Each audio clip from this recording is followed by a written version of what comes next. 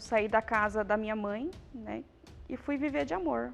Naquele momento a gente mergulhou, né? Mergulhou naquela paixão, naquele amor, e a gente não mediu as consequências ali e nem conversou sobre o futuro. Foi um amor avassalador, uma paixão sem explicação. Desde o início eu falei para ele, eu não aceito que você use drogas, eu não aceito, se você não parar eu vou embora. A droga falava mais alto que o amor que eu sentia por ela naquele momento. Então ali eu criava situações, né?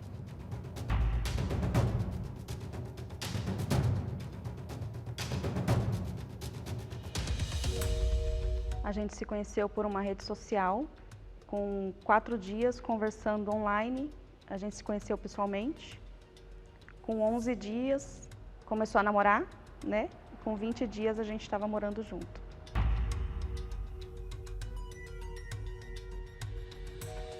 Naquele momento, para mim, eu já estava amando ela, né?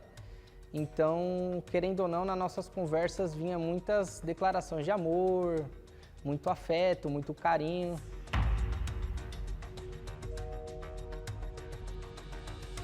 Então, ao meu ver, né, foi intensidade, né? Eu quis viver aquele romance. Eu acreditei que daria certo e mergulhei de cabeça, aceitei, né, a proposta. Olhando para trás, eu vejo que eu não tinha maturidade suficiente para iniciar um relacionamento, né, como casal. A questão de onde a gente ia dormir, né, na sala, numa cama de solteiro, eu sabia, porque antes da gente morar junto, eu fui lá, conheci a família, vi onde ele dormia. Foi um amor avassalador, uma paixão sem explicação. A minha família toda contra, falando que não existia, que isso era coisa de novela. E eu fui mesmo assim. E o intuito mesmo era casar, né? No pensamento, né? Era que a gente fosse morar juntos e que a gente tivesse uma vida como casal. Eu vi que ele era atencioso comigo, ele me ligava o tempo inteiro, perguntava como eu estava, era romântico, mandava música romântica. Então aquilo foi me conquistando aos poucos. Larguei emprego, larguei a família, larguei tudo. E só quis viver aquele amor. Eu creio que naquele momento a gente mergulhou, né? Mergulhou naquela paixão, naquele amor, e a gente não mediu as consequências ali e nem conversou sobre o futuro. Eu sempre tive o objetivo de construir uma família, né? De ter um parceiro. Ele falava, eu quero me casar com você, eu quero construir família com você, a gente vai ter um futuro junto. Eu não tive medo porque eu sempre fui muito intensa.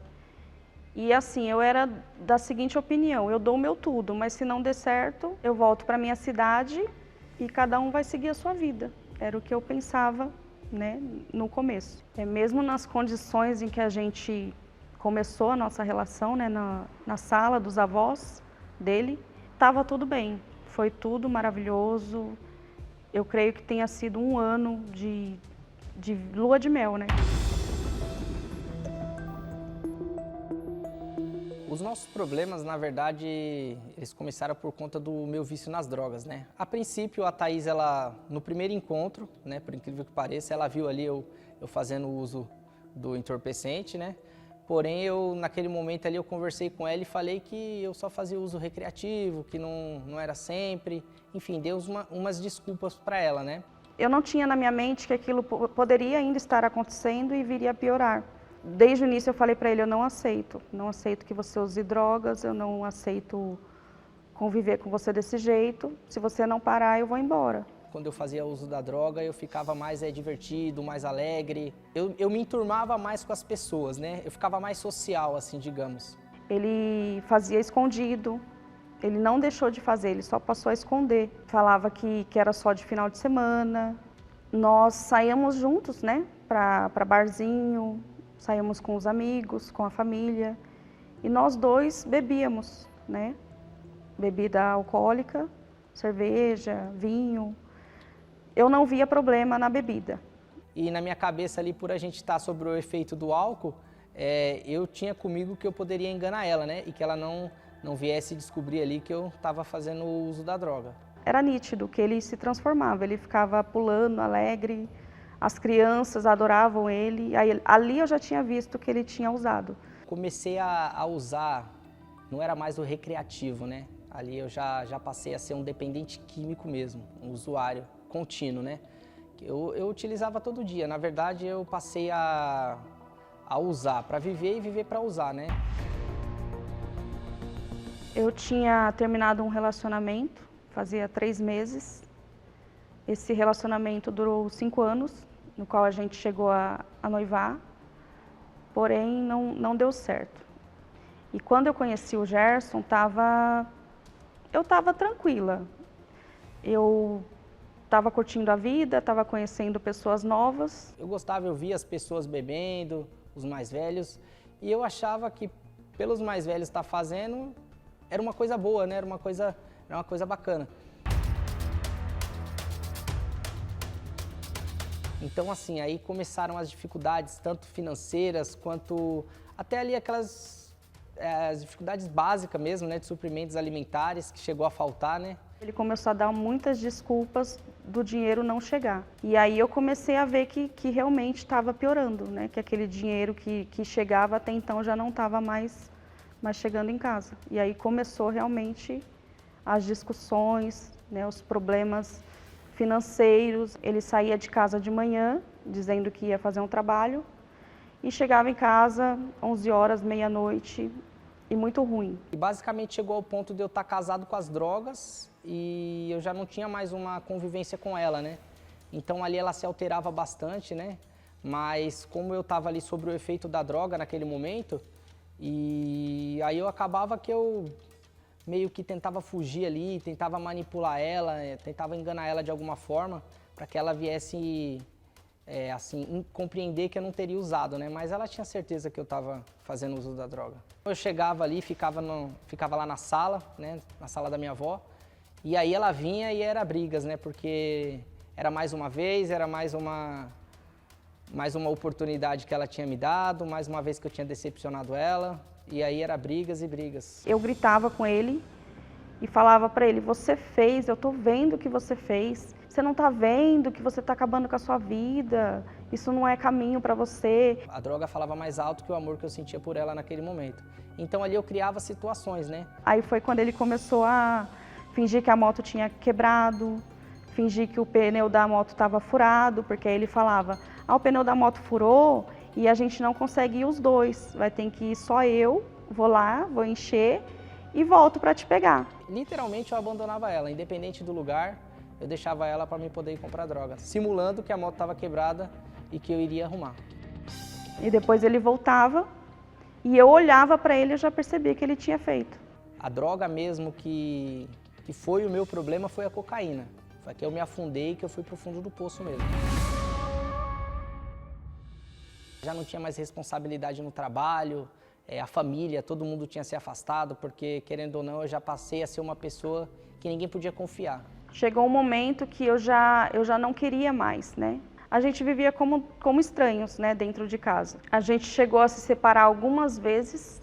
Eu voltava para casa da minha mãe, e aí dava uns 2 dias, ele estava lá, na casa da minha mãe, atrás de mim, com promessas, né, de que dessa vez ele nunca mais iria usar, dessa vez ele ia procurar uma ajuda, ele ia parar, e eu acreditava. Eu sempre fazia promessas para a Thaís e eu acreditava nas minhas promessas, porque eu queria mudar, né? Eu cheguei num ponto em que para mim levantar da cama, eu só saía de casa para trabalhar se eu tivesse dinheiro para primeiro passar na biqueira para me comprar cocaína.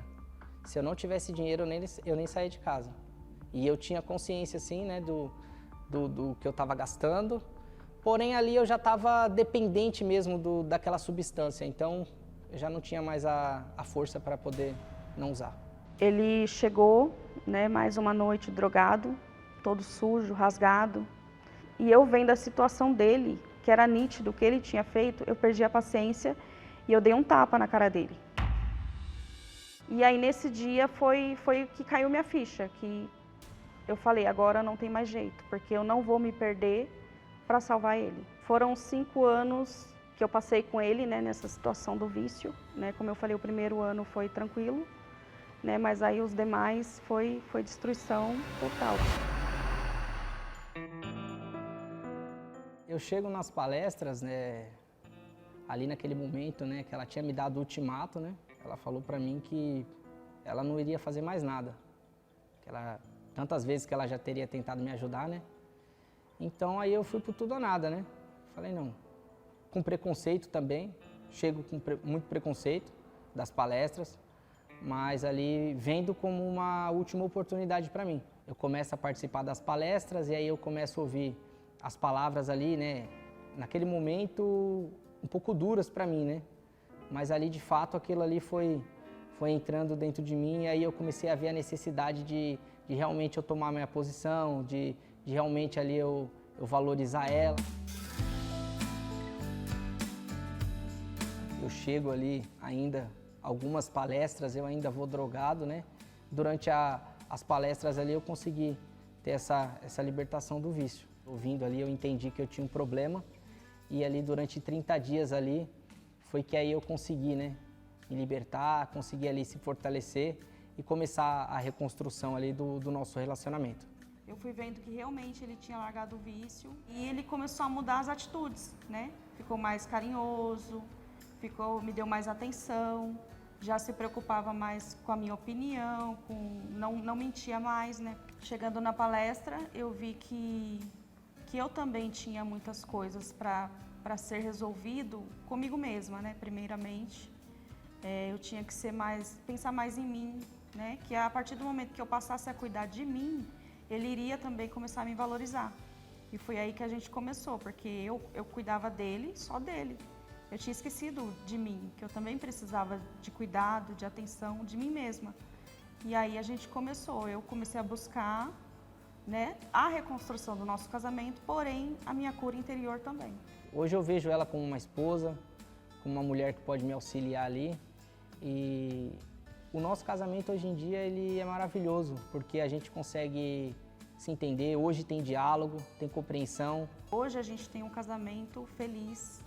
A gente é feliz em todas as áreas, não temos mais problema nenhum, não brigamos mais, não existe mais mentiras.